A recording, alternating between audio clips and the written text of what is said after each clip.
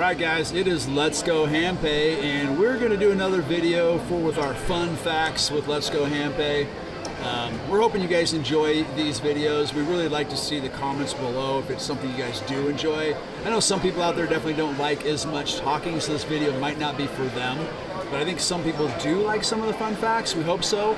But please let us know in the comments below, because if you do, we will keep doing at least one a week. But if it's not something you guys are interested in, let us know also, and we'll just play. We're happy to just play also. But for this session, we're going to do some fun facts. Hopefully you guys enjoy it. And while we're playing, top dollar at $5 credit, so it'll be $10 a smack. We'll be sharing you some fun casino facts. So Chris has got the first one. Here we go. All right. American roulette is harder to win than European roulette. Okay, I did not know that. Gamblers playing roulette in America are going to have a slightly harder time winning. Originally a French game, Americans have tweaked the formula to include 38 instead of 37 possible places for the ball to land, adding a double zero as well as a zero house pocket to the wheel. It used to be worse in 1866. A version of the game featuring an American eagle symbol added yet another opportunity for the house to win it all. So it would have been a zero, double zero, and an American eagle symbol? Yep. Wow. That's crazy. 1866. The thing is, adding those double zero and zero still equals 666 for roulette. Yeah, guys, we learned that last time our fun facts video. When you add up all the numbers on the roulette table, it adds up to 666. So we learned that it's got the nickname called the Devil's Wheel. Crazy. All right, up to you. All right, guys, this is something I had no idea, and I'm pretty sure that probably nobody else knew this also. And I guess it's hard to believe, but it says it's true, so we'll say. It says the sandwich was basically invented in a casino. So this is how the legend goes. Something like in 1765, John Montague, the 4th Earl of Sandwich, was such a huge gambler that he didn't want to leave the gaming table to eat. Instead, Montague told his servants to just bring him some meat between sliced bread so he could eat and play at the same time. Thus, the sandwich was born, sort of. In reality, the Earl wasn't much of a gambler, but he did enjoy his namesake meal. The legend came from a French travel guide about London and is the only source of the gambling tale. The story caught on, however, and soon people thought Europe were craving sandwiches. Montague didn't invent the meal. It's between bread. After all, people had likely been eating this combo for centuries, but he did give it a name and a cool story to go with, whether he liked it or not. All right. So is that the restaurant roll sandwich? That's a good question. I don't know if that's the same relation or not. That's funny. But Earl of Sandwich. I'm assuming the Earl of Sandwich because he was the John Montague, the 4th Earl of Sandwich. That's funny. Yeah, interesting. I'm wondering, it's got to have something to do with it. We'll have to look that one up for next time. But I remember first time I saw that was in Disneyland, actually. But I have seen it here in Vegas as well, Earl of Sandwich. Yeah. All right, let's get a top dollar while we're playing, please. That's the goal here. Also to entertain you, of course. All right, well, Vegas casinos capitalized on the atomic bomb testing in 1950s. Okay. It sounds like a sick joke straight out of Fallout, New Las Vegas. But it's true. Starting in 1951, the U.S. Department of Energy began detonating more than 1,000 test nukes just 65 miles. 1,000? Holy cow. 65 miles northwest of Las Vegas. A scary spectacle that turned night into day and left mushroom clouds visible from casinos in the burgeoning tourist hotspot. Vegas being Vegas, the city turned the horror show into a business opportunity, promoting the detonation time via official Chamber of Commerce calendar, touting atomic bomb parties and offering special atomic cocktails at casino bars. There was even a Miss Atomic Energy beauty pageant at one casino, complete with little mushroom cloud outfits. Oh, jeez. Mushroom cloud outfits. That's funny. Remember, what was that movie? Vegas Vacation. Oh, yeah. Yeah, Chevy Chase. He lived in his He got that really cheap land because there was bomb testing. I didn't realize that was like a real thing. Yeah. I mean, 1,000 atomic bombs or over.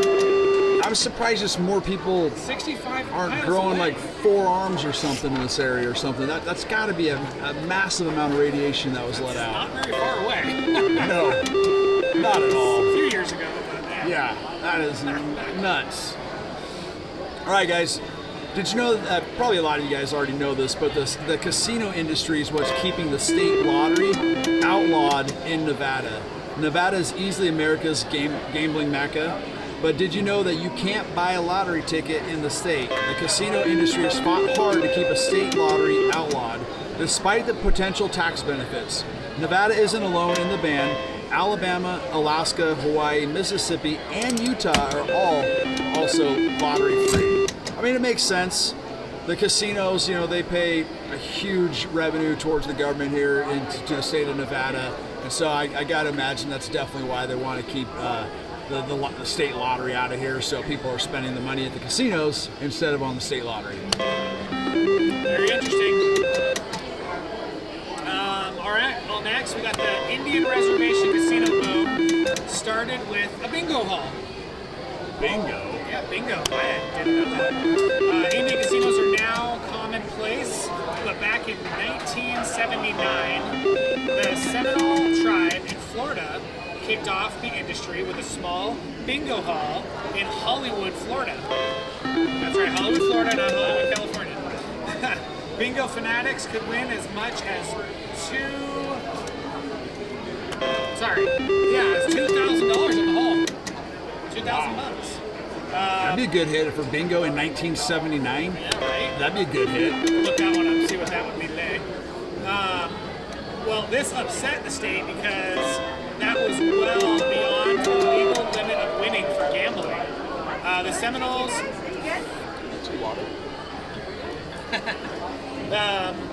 The Seminoles fought the system and won, setting a precedent for other tribes to open high-stakes gambling businesses on their lands. Reservation land, of course, for the Indians. Finally just got 5 again. I think we've only hit twice.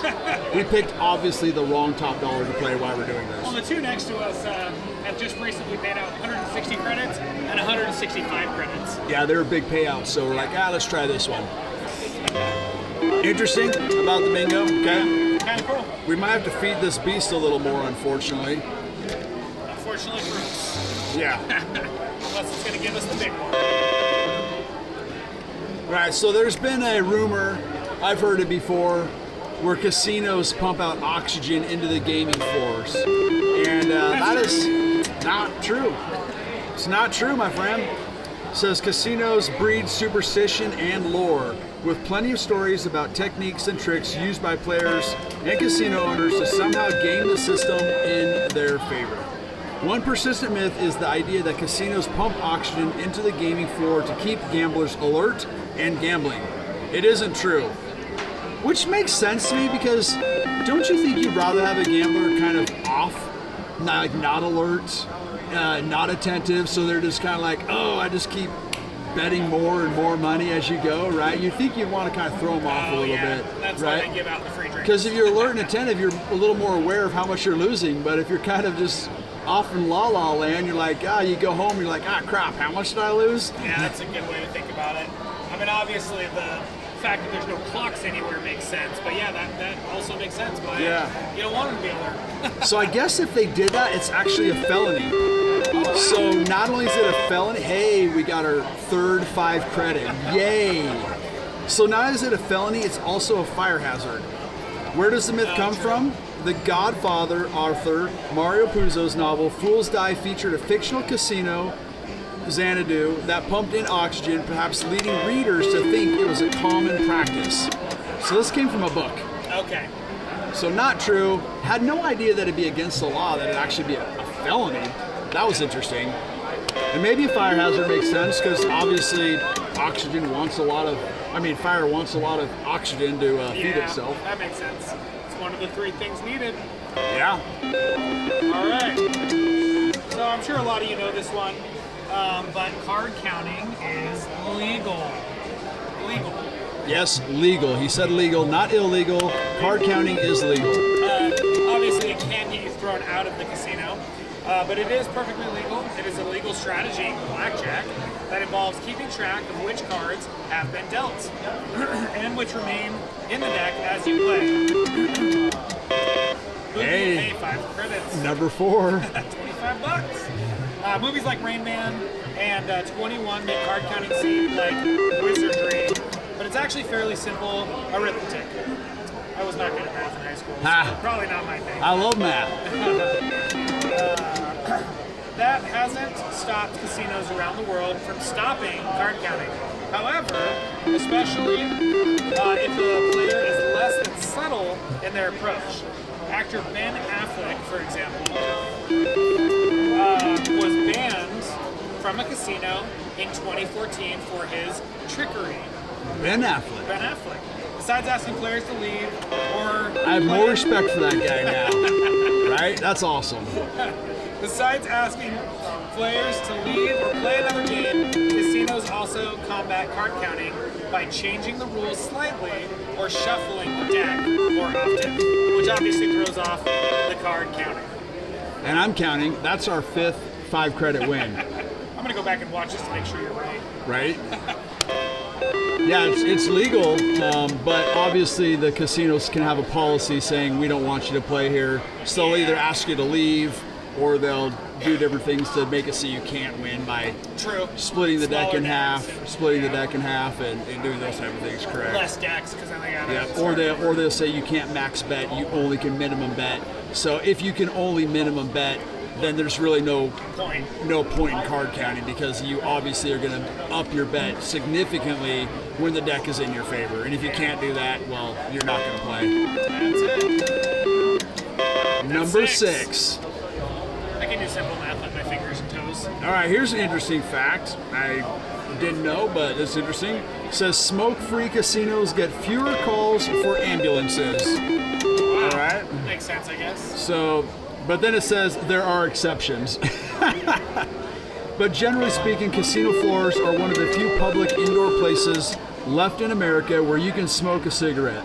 This makes them excellent testing grounds for safety of first and second-hand smoke inhalation. Okay. The University of California, San Francisco studied the health impact of smoking bans in casinos, and the results were surprising, or weren't surprising. In Colorado, ambulance calls to casinos dropped by an alarming 20% when the ban went into place in 2008. That's significant. 20% drop. That's actually significant, with not having, smoking, I guess, right? I wonder how many people potentially they lose by not having those sections or those, having that in general. I wonder what kind of, 8. All right. That's all we can get. That's all we can get is 5 credits. 3 in a row to keep us at 30. It's not 4 in a row. 1 top dollar, please. All right. So, dealers have to show their hands to the cameras before they leave the table. Well, that makes sense. I've seen you see them do it all the time, right? 9. Yeah, even when you get, Handpay in the high limit room, things like that, they always do that. 10. All right, we're running out of fingers, Sheldon. Okay, so if you've ever seen a casino dealer engage in some odd ritualistic behavior before going on break, it's because they're being closely watched at all times by cameras embedded in the ceiling. It's called clearing your hands. Dealers clap or dust their hands and show their palms for the cameras to show they aren't trying to steal chips. Casino owners put the rule in place because dealers pocketing chips is one of the most common casino crimes. Really? Yeah. It's most okay. Wow. Yeah. For all the cameras I see, I would not try to steal. 11. No. I'm just looking up above us in this small little section. There's literally 1, 2, 3, 4. 10. Look, guys. There's literally like 1 there, 2. All right, sorry about that, guys. We are back. As I picked up the camera, I accidentally push the stop button. But anyways, like there's 1, there's 2, 3, 4. I mean, they're everywhere. And there's 2 in the corners. I probably shouldn't show all the cameras because then security's probably going to come say something to me. But they're all over the ceiling. Yeah, there's probably like almost 20 just above our heads. So I just can't. That's crazy why someone would try that. Well, yeah, and I remember when I was 21. This was years ago, and I was in Circus, my 21st birthday with family. I was the oldest sibling, so all my other siblings needed something to do, and just seeing the roulette tables and stuff, and those stacks and stacks of chips, like it'd be so easy. You feel like to just reach over and grab a couple chips, $1,000 chip, whatever. I'm trying to cash that out. I'm assuming with all the camera stuff, there's no way you get away with it. Yeah, no thank you. So, no thank you. I think that's our last fact we're going to share with you guys. We're just going to finish out these last few credits. What a terrible top dollar run. I do hope you guys enjoyed some of the facts that we gave you guys. So we got, what, 2 more? 2 more. Is this going to be a last hit miracle? Last hit, guys. Last hit miracle. Come on. No top dollar on that one. $500 in, and I think we saw top we're gonna walk away with $5. Here, maybe 2 times. Yeah. It was bad. Yeah. Well, you're welcome, Bellagio. So, all right, guys, let's go Handpay. Please like and subscribe, and please again let us know if you like this style of video. We really would like to know. Take care. All right, guys, we're back real quick. I cashed out that 1 credit of $5, and it literally says Handpay, call attendant. But watch, equals 1 credit. So this obviously malfunction because $5 is not a Handpay. But I sure would love for it to somehow be a Handpay. But that's pretty funny. Anyways, we had to show you that real quick before we walked away. Thanks again, guys.